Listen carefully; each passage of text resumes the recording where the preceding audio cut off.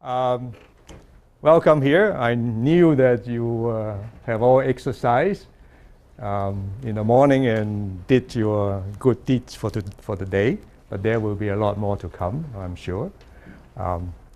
Sifu is such a great team spirit builder, isn't it? Yeah, motivator too. Well, I can see that your energy is beaming, and I normally collect them and I converge them and I reflect them back to you. All right. Anyone who, I see some new faces, yes, but not many. Right.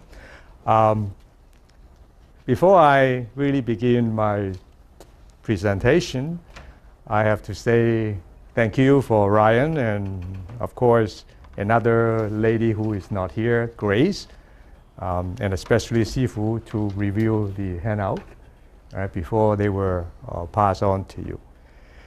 Okay, now I'm going to do something, and you will have to kind of guess what I'm doing. Okay. But of course, these guys, they already knew. So, but on Wednesday, the effect was a bit more kind of impressive, right?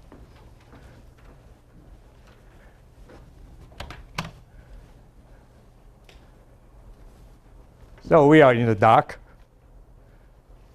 We don't see things that clearly, can't we? We are all ignorant. We are all blind, only to different degrees, right? And I flip on the light, back. Oh, now I can see you more clearer. So there are 3 points I wanted to actually emphasize. And that has to do with the topic today. So what do you think they are? Make a guess. Except you two. They already know. I was about to go, ooh.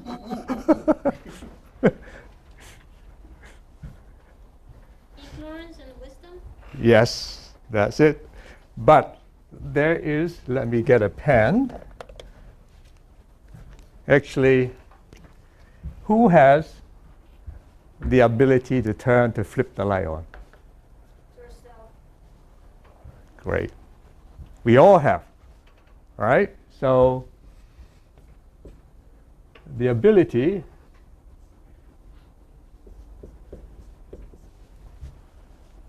is within all of you. You can do it yourself.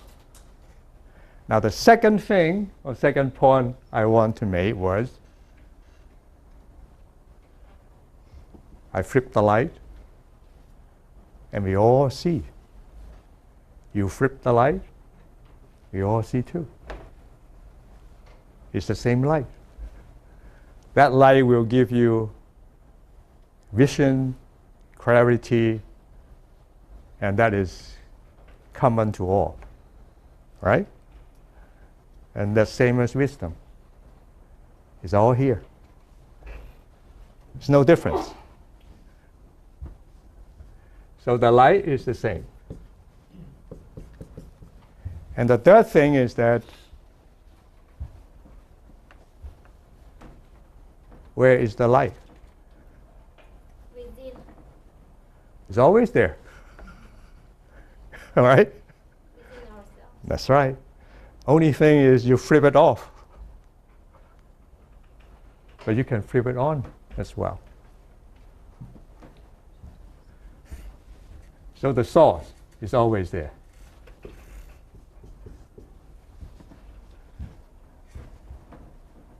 You agree? Good. So today, our topic was always wisdom is the prime solution of ignorance.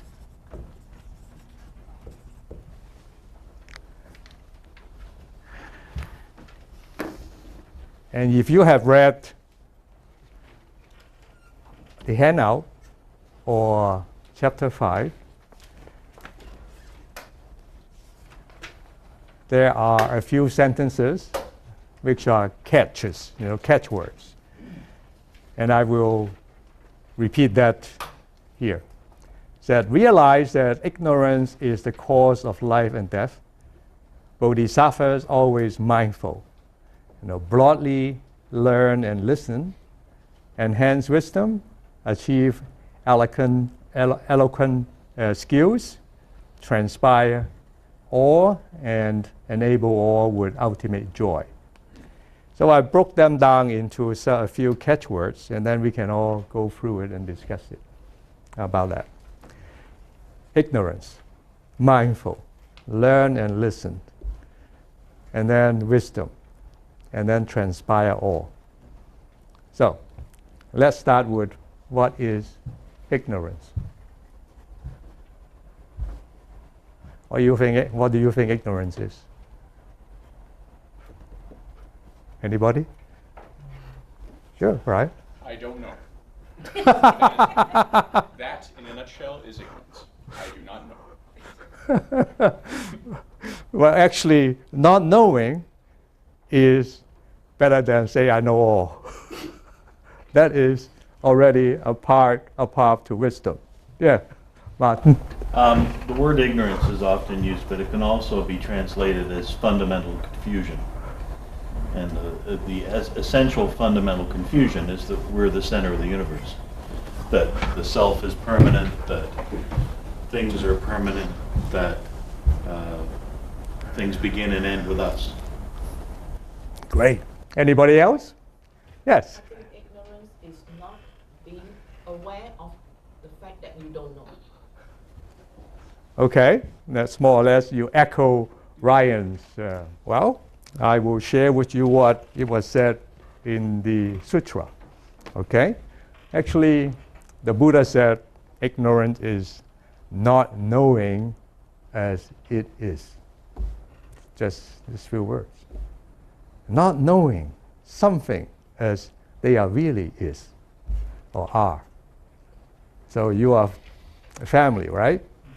You know your son well? Pretty much. Really? You think your father knows you well? You see? Come on. Well, do you know yourself well? I think so. Well, I'll be very, very, very cautious and very kind of careful to say I know myself. Right? Because the whole idea here is to discover yourself. Right? And I wouldn't even dare to say that I know my wife. Right? We have been married for what, 40 years nearly. Yeah. But you couples are going to get married, so so do you know each other?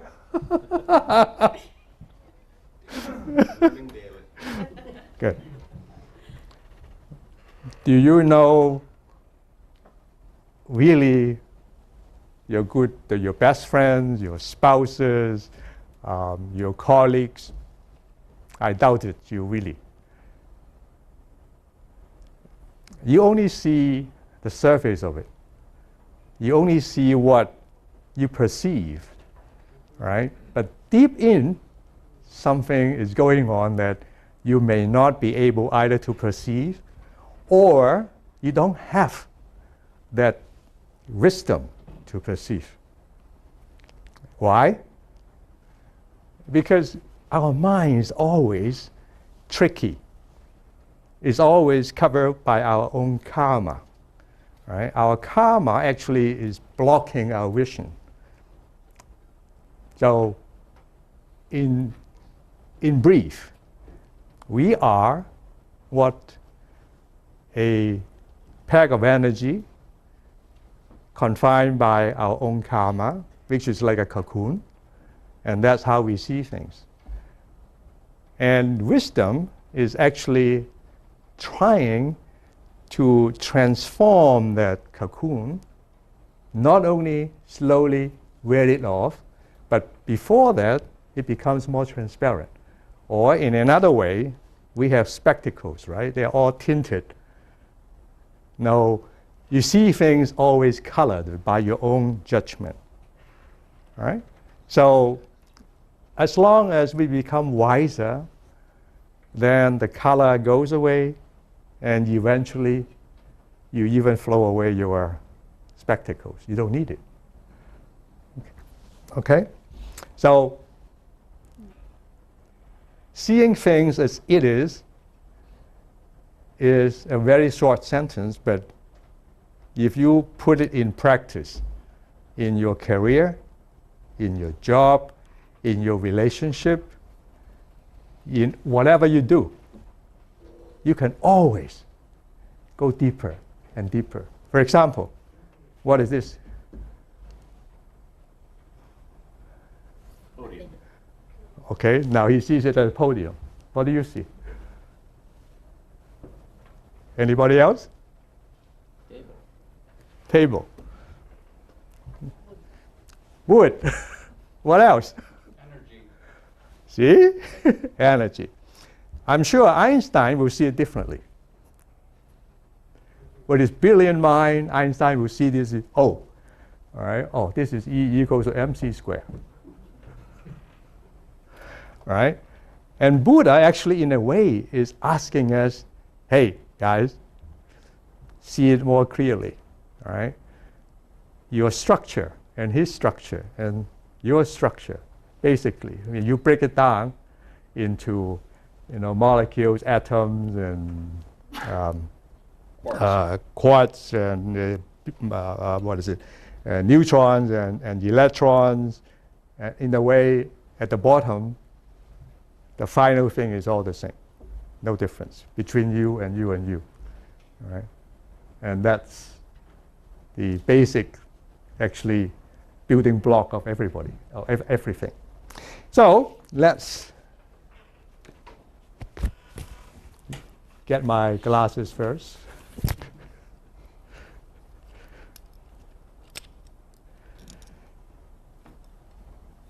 We will go a little bit deeper. Because when the Buddha was asked, seeing what? Not knowing what? Not knowing the things as it is ignorance. And then the disciple asked again, because he wasn't so sure. All right, so he was asking, not knowing what? Now comes the very interesting sentence. Not knowing the reality of the aggregation. Aggregation. Dissipation.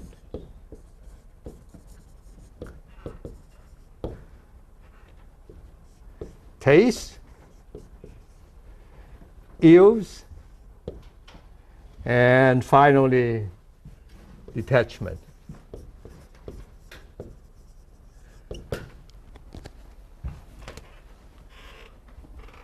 So what is aggregation? You tend to raise your hand, right? No, I'll just scratch my neck. Okay. Anybody can help me out?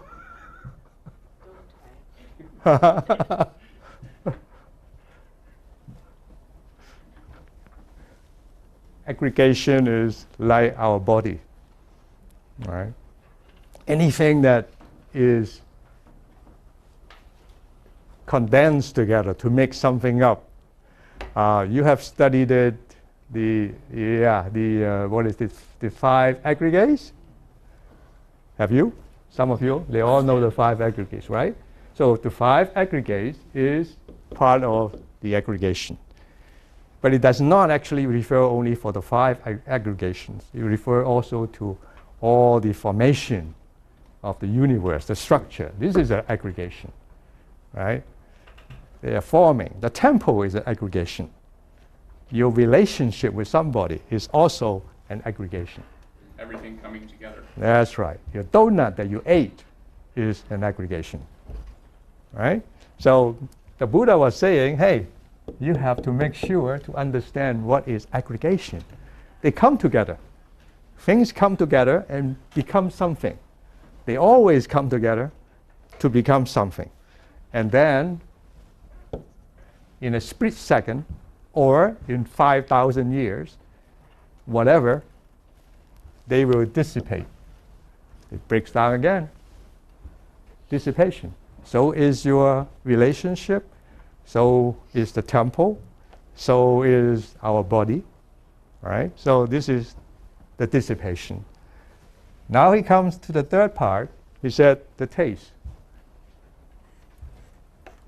So when you taste the donut, the tidbits, or when you fall in love, what is the taste? Is it bitter? Is it sweet? All right. Is that addictive? Is that like chocolate? Or is that makes you angry, hatred, whatever? Right. This actually talks about your sensation, your feeling. Okay. Now the ears. So whenever you have this, you understand that they will disappear one day. You understand what they taste, but then you also have to realize, is that causing you some harm? Right? Are you down? Are you despair? Are you totally addicted to it?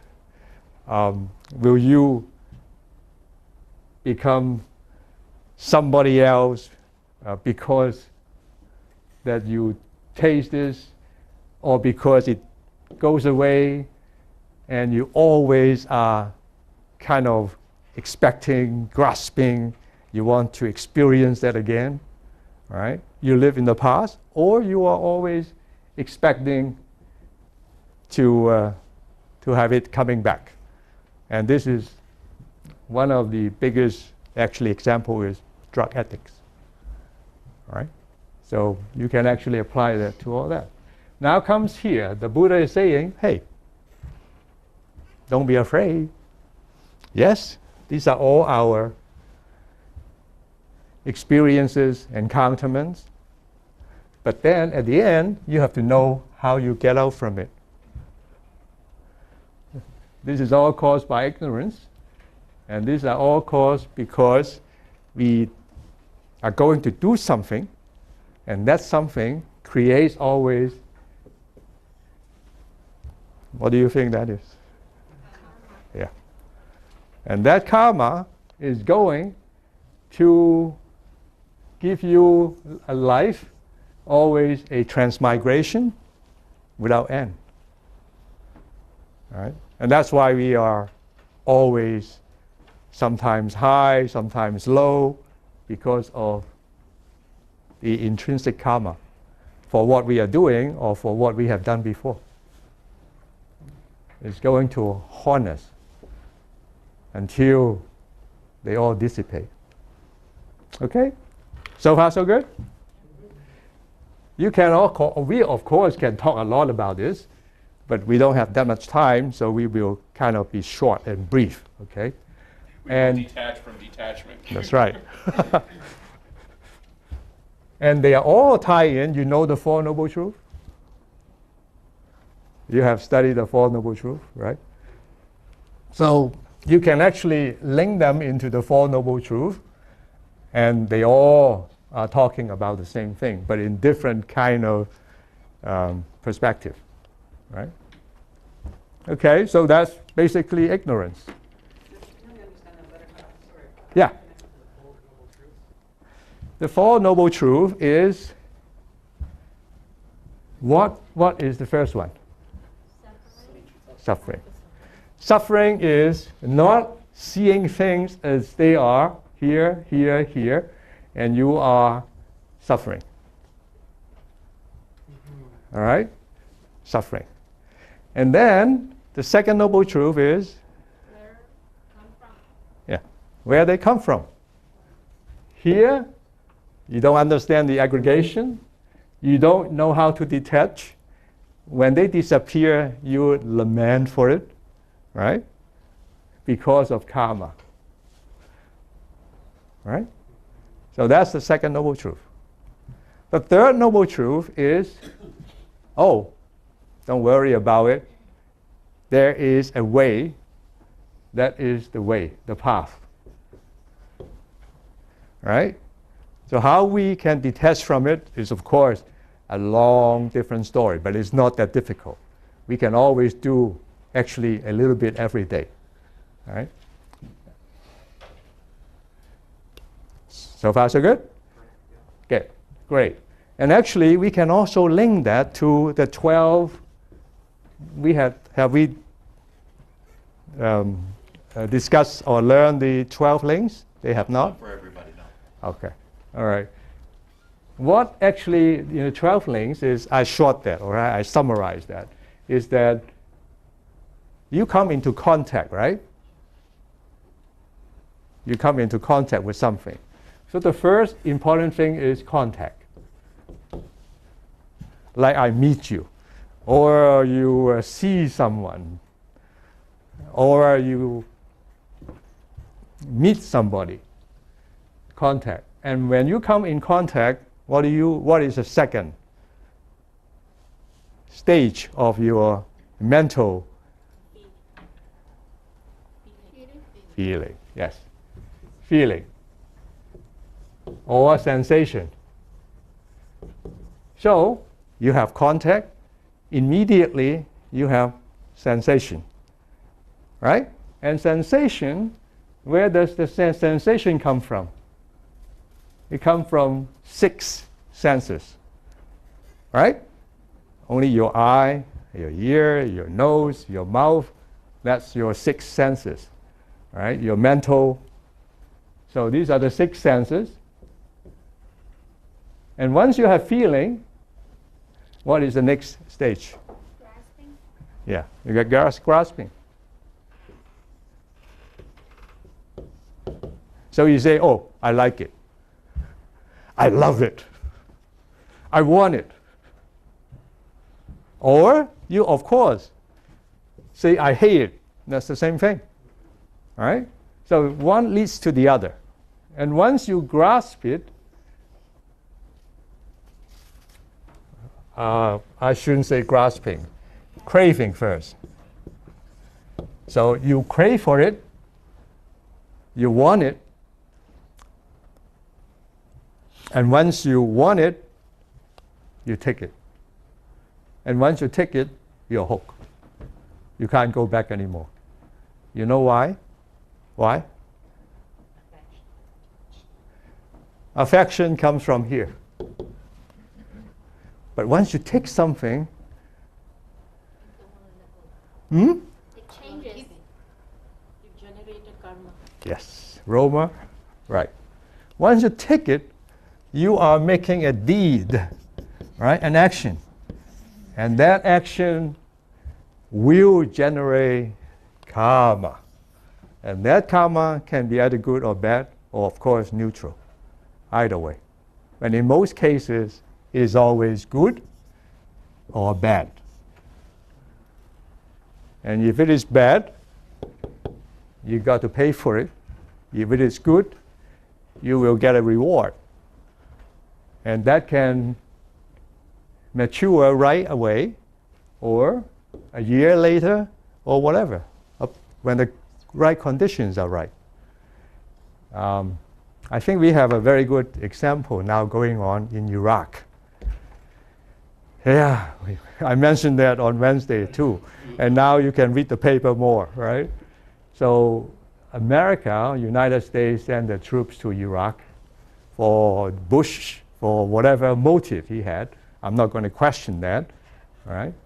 Destroy the stability there, okay? Waste billions of dollars there, all right? And now they are withdrawing. and the Al Qaeda and the militants are now taking over the northern cities. They're coming back, and they are marching towards Baghdad. And the people, the citizens are now running away, a big exodus. The cars are jamming up all the roadways. So who is actually making bad karma and who is suffering?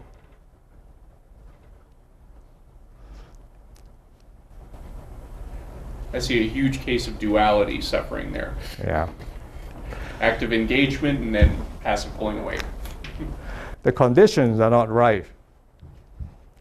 And if you force it, you always will end up with very bad consequences. Even though the original intent may be noble. But in that case, the intent was not a noble one either. All right? You agree? It actually reminds me of the story of the Buddha who stood in the way of an army about to destroy his Yes. home kingdom. And he turned away the army through his inspiration several times until he decided 3 times. he couldn't stop. He couldn't stop it. And even he had to let it go. And the first realization, it says nations are temporary. And the thing that you're seeing there is that it took a dictator to keep 2 groups of people who wanted to kill each other separate. And then the army of the U.S. came in and tried to stop 2 groups of people trying to kill themselves and hate each other apart. And now the U.S. Army's gone, and guess what? There's still 2 groups of people that want to hate each other and kill each other. Yeah. This time even more. And the militants are now actually the Sunnis, right? And the Shia, they never worked together, although they came from the same God, all right? So you always wonder sometimes what's going on. And if you see the world, what's Thailand, for example, or Middle East, there's a lot that we humans have to be ashamed of, actually. But Yeah. this is actually a good example of it. Sorry if I might. Not at all. Simply because, both factions, the Sunnis and the Shiites, both follow the Quran. This says kill another Muslim, you're going to hell. And so what's the thing that they want to do? They want to kill another Muslim. So even their deepest belief, which is the foundation for their very identity, they can't see past this craving and attachment to hate. And the thing is, we'd like to think that you can logic it out, but the question I was going to ask Jesse, this whole process, how fast does it take? The process of what? Well, from contact, like we look at these steps and we think, okay, well, there's going to be contact, perception, attachment. This happens every moment of every day in a millionth of a second. It can happen immediately, right? And actually, I know exactly how long does it take. It takes probably about 100 microseconds, depending on the decision and your contact, right? That's what science told us, that the time that we perceive it, make a suggestion how to respond, and then you take your hand out and make it. Or you can say you are hit by an arrow or you burn your hand, and that's how long it takes for you to reflect. And the same thing is you see your loved one, or you see someone you hate, or you see someone that you dislike, or you see your favorite food, same thing. Right? So you can actually apply that. But of course, there are certain contexts and responses that take a much longer time, depending, as I said, on how much time it takes for you to collect all the responses together, to withdraw your memory bank and formulate a response. Okay? Good. Okay, so I better hurry up a little bit. So ignorance,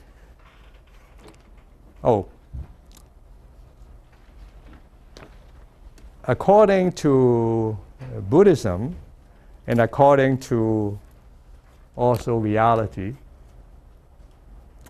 ignorance can be divided into two groups, two major groups. One is will, and the other one is the thought or thinking, just to be easy.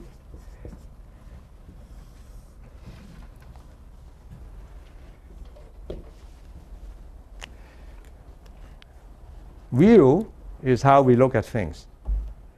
So if you see something, you can say it is black, or it is white, or it is good, or it is not good. All right? Or you can see something and you went and you say, I like it, I support it. The other guy will say, no, that's not what I want. All right? So this is your will. How do you interpret what you see? All right? And this acts more or less like a, a processor, your CPR of a computer. Now the thinking is different. Thinking, it goes much deeper, is how actually you react to something when you seize it. How do you decide to respond? That goes into your mind, all right? And that's like the formula of a computer. I give you an example. You smoke for many years, and now you know smoking is bad. So you change your view, right? You have learned more. You know now smoking is bad. But it does not help you if you do not contemplate on it and change your habit and cut smoking. All right? So knowing something does not mean that you will put it into action.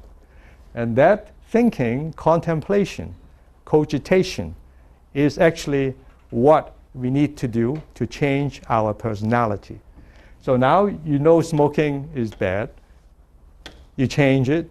You probably will rewrite your hardware, and you stop smoking.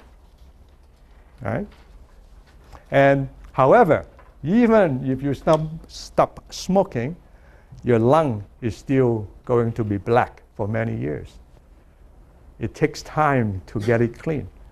And that is where I was saying karma has to dissipate. It cannot just dissipate immediately, even if you know it is bad. You've got to change your habit, and slowly your karma is gone. Okay? Well, there are many words you can use: contemplation, thinking, cogitation, cognition. Yeah, they are actually a little bit different. All right? But I think in general, I just use thinking that incorporates all of them. Okay? And I rather always use the word cogitation. I'm not so fond of the word perceive, right? Because perceive is actually very superficial, right? Not really deep contemplation. Contemplation is better because you actually are sinking in. You are digesting it. You are analyzing it. And then you will try to absorb it and really understand it what it is. Right? So Emmanuel? So is it dhyana, which is in Sanskrit, means thinking and contemplation? I would say so, yes. Yeah. Yeah, but this is a very general term, so I'm not going to be, making specifics on various definitions of the English vocabulary. All right? Okay, now let's go on. We cover ignorance, and that is actually the one most important part. If we do not admit that we are ignorant, then there's not much we can do.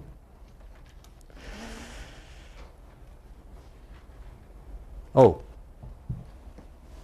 I was just wondering whether we should go into the two classifications and the types of will. There are 5 of them, and this is 5 of them. All right? And these 5, I will repeat it very briefly. The most important, most difficult is self, or selfness, or selflessness.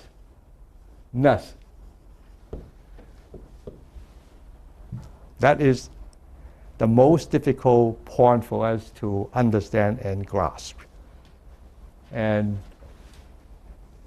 get it over with, right? Because we always are, especially in North American or we always are sort of brought up to have individuality, privacy, entity, right? And Buddhism is just telling you, hey, you are just an aggregate. You are an aggregate of the 4 big elements. You recall the 4 big elements? The second wheel is actually a lopsided or inclined to one side. It doesn't mean that they are not right, but you have actually moved the pendulum too far to one side, right? And that becomes kind of attached. So for example, love is not bad, but if you have aggressive, possessive love, that is bad, right? So that is lopsided or one-sided, and that's the second one. This is first, second, and the third is evil will. It is actually not right. So for example, you think that there is no karma, or we think that we can do something and there is no responsibility, no retribution. That is not right. That's evil, right? And the fourth is you attach to all the incorrect rituals, right? You believe in wrong, something that is really not the truth. Give you an example is you think that by suffering more, you will be liberated, okay? So that is wrong rituals. And then the fifth one is your will is so strong that you do not want to let go, all right? You always want to stick to all of this, plus your own personal view on anything, and you don't want to change. Okay, so these are the 5 views. Now on the thinking part, that's easier for you to understand because they are the 3 poisons. You remember what they are? Greed, anger, ignorance, Pride. Pride or arrogance, Doubt. and doubt. These are the 5. All right. It is easier to change your view on this, but you will have to digest that, contemplate on it, and put it on your thinking.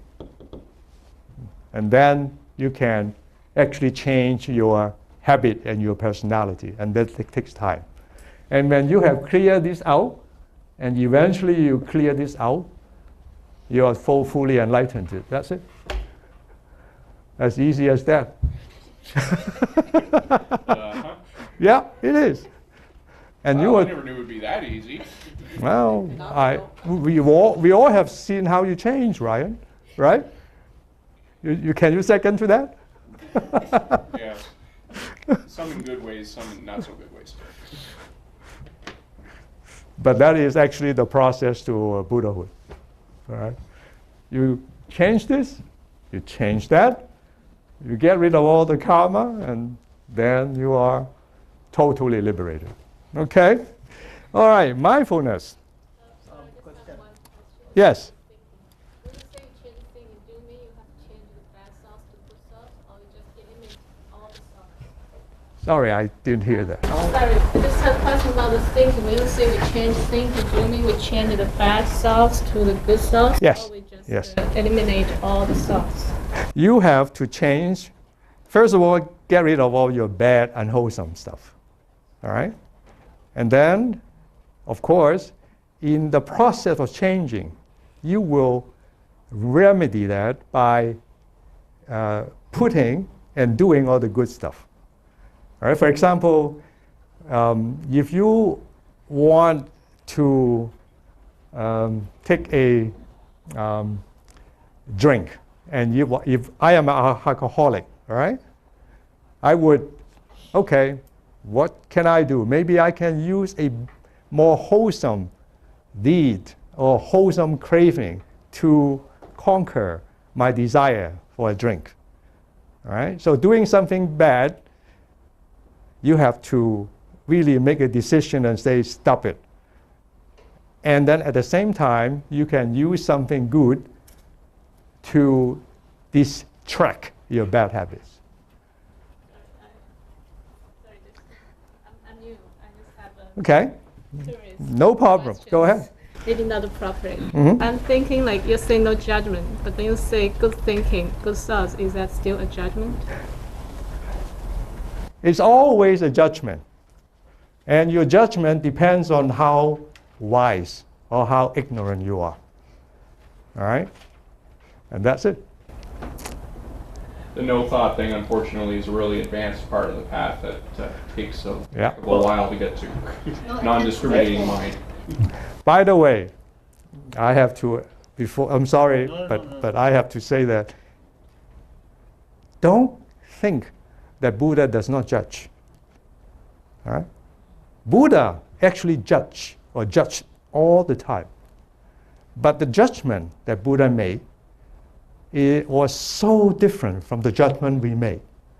Because the judgment Buddha made was without his own discrimination. Right? He has no karma that cloud his judgment. He sees things as it is.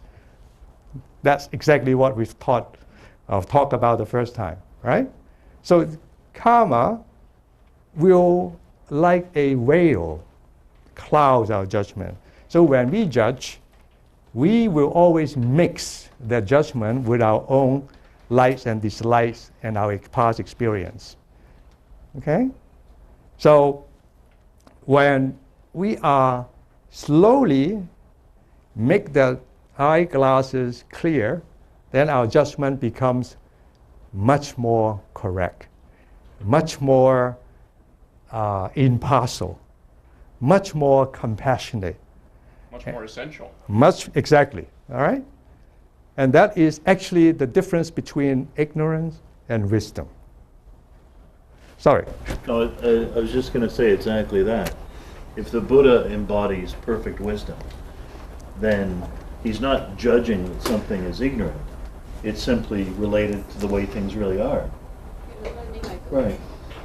at that step, it's probably not judgment. It's something. Judgment wisdom. can only be It's as in reference to the way things really are.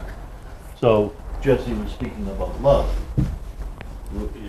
Could love be evil? Well, if it's possessive, if it's centered on the self and gratifying of the self, and therefore believing the self is essentially permanent and all important, then that's the opposite of the way things really are.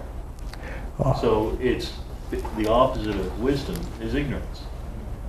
So when one touches and then starts to reveal more wisdom in your life, it's not a matter of discrimination as much as it is enlightenment to the way things really are. And that's where the practice of wisdom Comes into in. play. You know, don't forget that Buddha, he woke up every day. He decided where to go every day. He decided where to beg every day. He decided which disciples he wanted to talk to every day. Right? Yeah. He is making thousands and thousands of judgments and decisions as we do. The only thing that he is full of wisdom, the decisions and judgment he made was always the correct one, because he has no, he has no selfishness.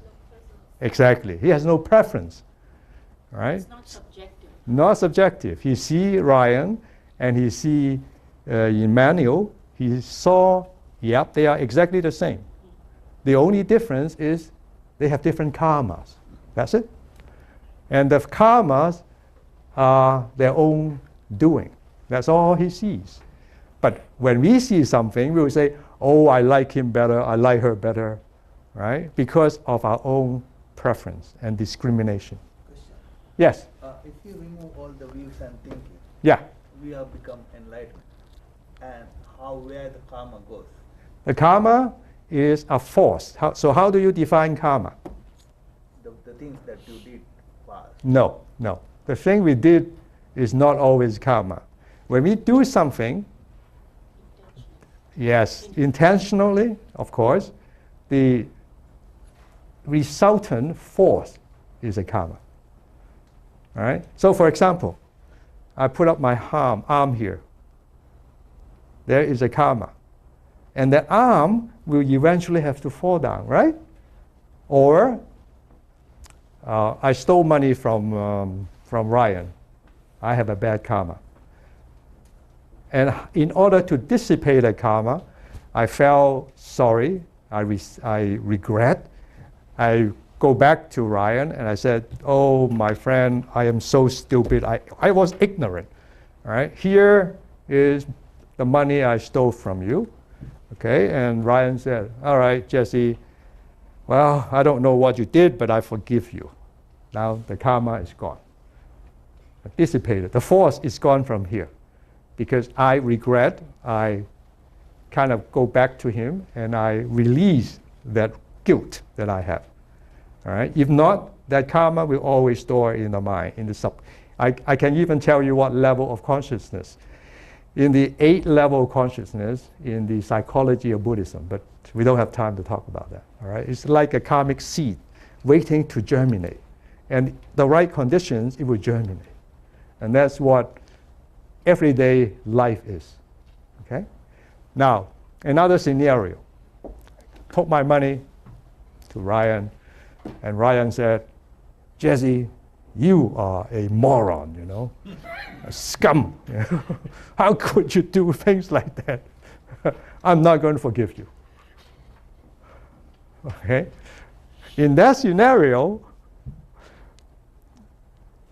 he either accepts the money back, all right, or if he doesn't, I would have a choice. I would have to donate it, right? And now my karma ends, no more. But he has a bad karma because of not forgiving me, all right? So it is his motive not to forgive, his decision not to forgive. So he will have the burden here all his life. And if you use that scenario and transfer that to your rebirth in your next life, outcomes, one day we'll meet again, all right? Next life, for example, okay? And we don't know each other, of course, but he sees me, or maybe I'm a woman then, I don't know, all right? Anyway, when we meet, he or she, whatever, will not like me. This is called your first impression body chemistry. You know, you meet someone, your gut feeling, you say, I don't like him, you know, I don't like him. All right? Or you meet someone, you say, uh-oh, you become immediately good friends. And this is because of your past karma. But in that case, I have no idea in my next life why he didn't like me. Because in my case, my karma is gone, right? And I will have to find a way to change that. And that is wisdom. I can, of course, say, okay, you don't like me, let's fight. Right?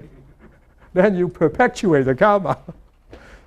But if you say, okay, well, Ryan, why don't you like me, you know? And you just sow it by action, and sooner or later, he may dissolve. You say, okay, Jesse is not such a bad guy. And then the karma is gone totally. Answer your question?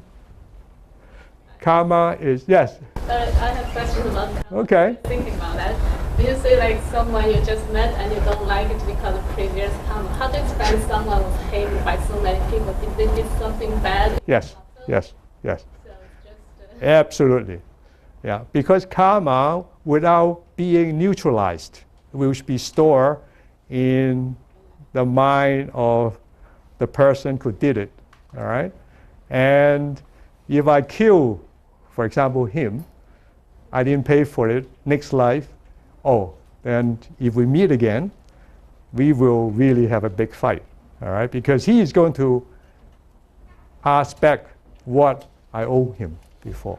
So the karma is from action or from the thoughts? Karma is action. And of course, the worst karma is not action, it's mental karma. For example, you don't have to act it out. If you hate someone so badly, all right, you don't have to kill him, but you have the intention to kill him. That already is a bad karma. All right? You keep it. Yes. Will, Yes. will Or I give you an example. You walk on the park, you step on an ant, you don't even know it, there's no karma. But if you see an ant, all right, Kill it, kill it. that's bad karma. So the You intentionally kill the that ant. intention, Michael. Yes, intention. It works actually very like the legal system of human beings. All right, what is it? Like the criminal code. Judicial. Yeah, judicial. Yes, exactly. You All right. didn't do it, but Yeah. you just think about That's right. Exactly. all the things. Yeah, yeah. Yeah. But the Buddha says that there's alternate, like, there's remedies to each. So for ignorance, the alternative is right. For hatred, it's patience. Yeah. Yeah. Greed is generosity. Yeah. So with the money that's coming back, the selfishness, greed was to take the money. Yeah. To resolve that force, you have to apply an opposite force, which is generosity. Yeah. I mean, how to fix So, the karma. yeah, so anytime you Yeah. encounter something, you always have a choice. Walk the path of ignorance or walk the path of wisdom. Yeah. And that's the blessing of impermanence, that you always have that choice before you. The question is, which path are you going Yeah. to take? Yeah. That's well said, because Buddhism is actually telling us what are the antidotes. You know, how do we counter that? How do we turn it from bad to good? That's it. Okay, mindfulness. Let's go. Okay. So in the Buddha said mindfulness, and I think Venerable Man Yi already suggests that you should read chapter 1 and understand that in detail. Or she was suggesting you to read the Satipatthana Sutra. That this explains the 4 mindfulness, all right, types, and it touches the body, the feeling, and the mind, and all the phenomena in the world. These are the 4 things, all right, and we will not have enough time to explain whatever in detail, but they all tie into what we have just talked. Okay? However, what I really like to draw your attention is that beside these 4 foundations of mindfulness, there is a much broader way of being mindful. Is mindful of your act your speech, all right? Mindful of your environment, mindful of your every second, right? So what are you doing? What am I doing? What I'm talking about, right? That is being mindful.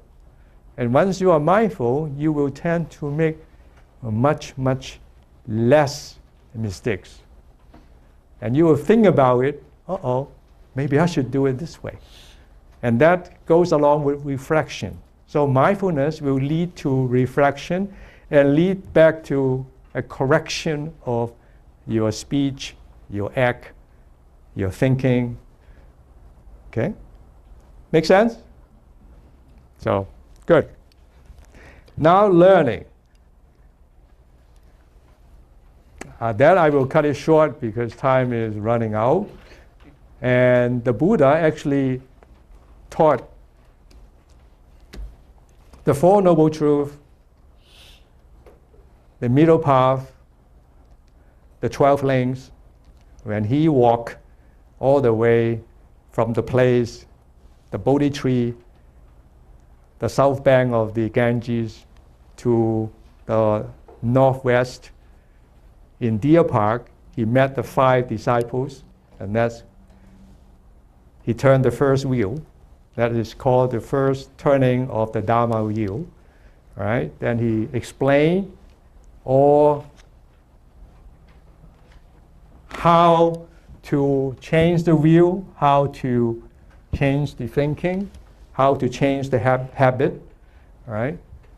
And there, he tried to convey to the 5 disciples all the core values of Buddhism. That's all contained there. Right? And that's what I like always, the most authentic Buddhism, which is they are called agamas because they are recognized to be the earliest teachings of the Buddha, the most authentic teaching of the Buddha. Okay? Okay, so I cut it short. And now comes to wisdom. I think we talk about enough what is not wisdom, and if you reverse it, that is what is wisdom. And in the Sanskrit word, wisdom, we call it wisdom, is our secular wisdom, right? But the Buddhist wisdom is a little bit different, and they don't even want to translate it because they don't want to dilute the meaning of it. Prajna is called prajna. Now this prajna means knowledge, knowing, understanding what it is. And this one, na, is, am I right? Is supreme, higher, not our ordinary wisdom. So you will see when you read more in future, you will come across this word prajna. Okay, now transpiring awe. Only thing I want to ask you is, why do we have to transpiring awe? Is that not enough that we liberate ourselves and get it over with and cut our chains and enjoy life? Why do we have to transpire awe? So that we don't discriminate. Why do we? We all are one.